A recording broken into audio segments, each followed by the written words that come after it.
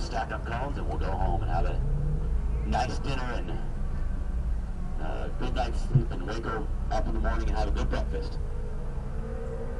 That's right. How long have you been doing this for? Since 2009, so give or take 9 years. Enough times, we'll maybe give you some special treatment next time. Have you done any other performance driving like this at all? Any go-karts or anything? Nah. Plus 2 cones. Those are, if you're looking to try and hone your driving, these events are very good for being able to figure out your car. Go-karts can definitely be a huge thing to focus on driving skill. But it's like, go-karts are like so crazy compared to this that sometimes it's hard to exactly bring the information you get from karting into this. Yeah, I was watching when I was working. There's parts out there, they're crazy. Flying. They're like hop all over the place and just do like crazy things that you like. How the hell does that thing have that much grip? But unfortunately, that's the DNF for you. I mean, make sure you find out where you did that so you can clean it up next time. Yeah, I mean, here comes Bob Endicott. He was your leader briefly. Now he's in second spot.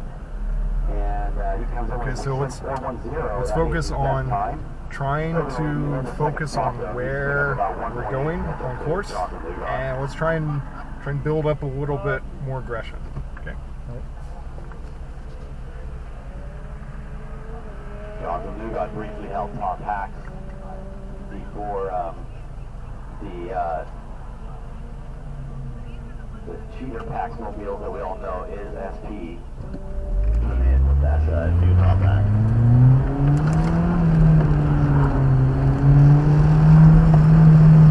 A little bit more braking coming into that. It's all right. Okay. It's all right. We could drop that corner and continue on with the rest of the run like it didn't even happen. All right. Okay.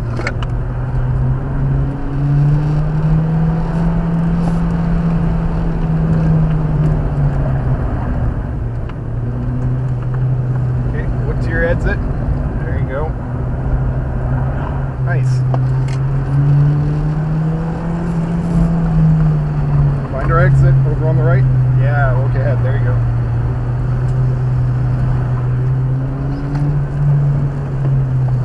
Way over here. Yeah, there you go.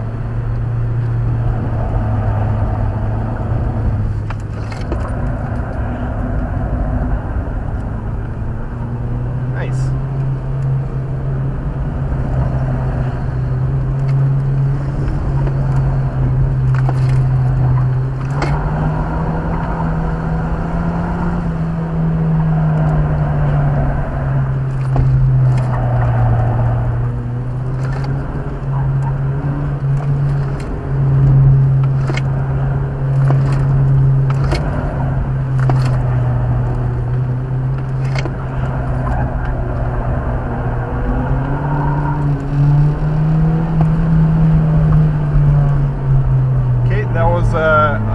What, 11-second drop? 10-second drop? Fastest time of the day.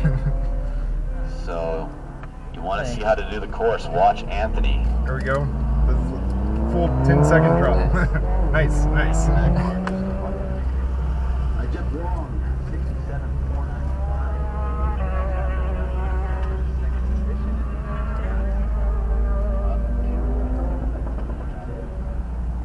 67.495, clean run. Leaving himself in the second position overall in tax class.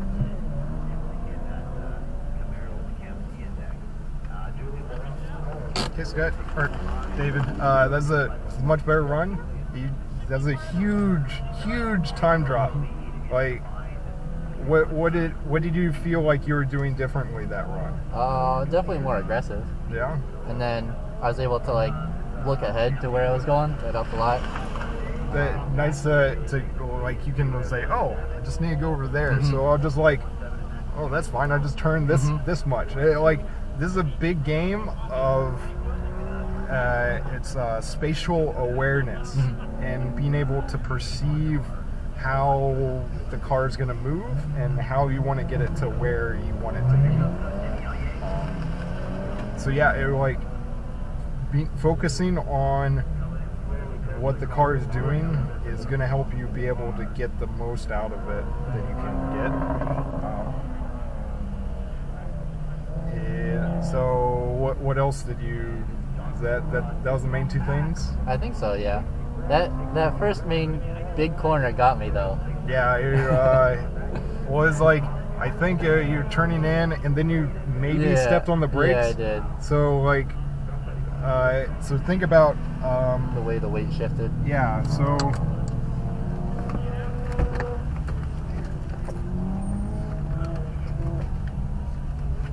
So if you're like going around a corner, like all the weight is going to be basically doing what the water's doing. So like as you brake, you're putting most of the weight up on the front, and there's no weight on the back. Yeah. So when you do that in the middle of the corner, the bat's going to want to step out if you don't overload the front tires, which you can overload the front tires in braking and then it'll just plow off straight.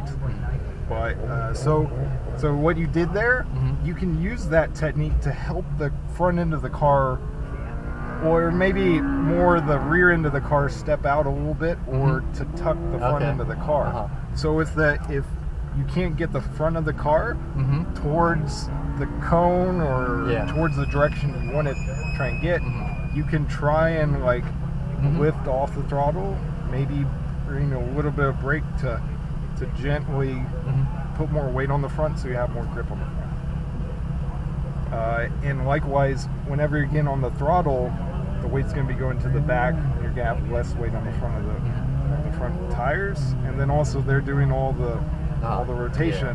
So you have to be mindful of, especially in your exiting and corner, you're just going to spin that inside front tire. Do you know what left foot braking is? No. Okay, well, don't worry about that. There's ways you can try and get around that, but that's neither here nor there. So for the next run, try and keep your hands at 9 and 3. I saw you're like up like this.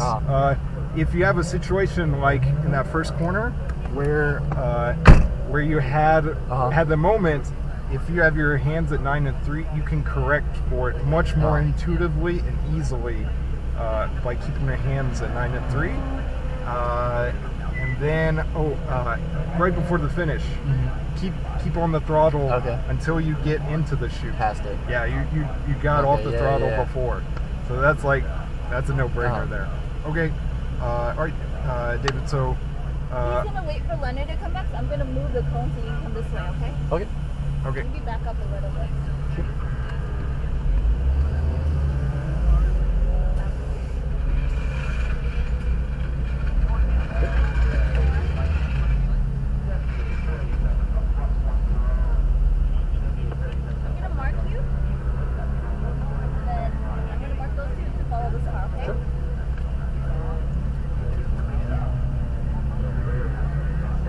Sorry. So yeah, try and focus on that, and do the other thing.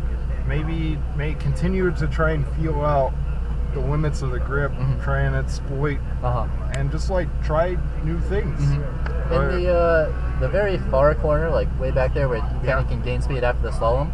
Okay. Is it like giving a gas there? Is that okay? If you can, okay. You give it as much gas through that corner until you can't get the car pointed where you need to be, and then also that there's like two cones that offset. You have to get over. So you wanna not overspeed through that corner so much that you screw yourself for the next corner, because that is offsets. That next corner is much more important than that corner. Because if you screw up that, then the following all the rest of those corners all the way through that whole section, you're screwed on. So there are often times in autocross where you have to give up one corner so the next 1, 2, 3, maybe 4 or 5 corners can work out well. So it's like give and take here and there.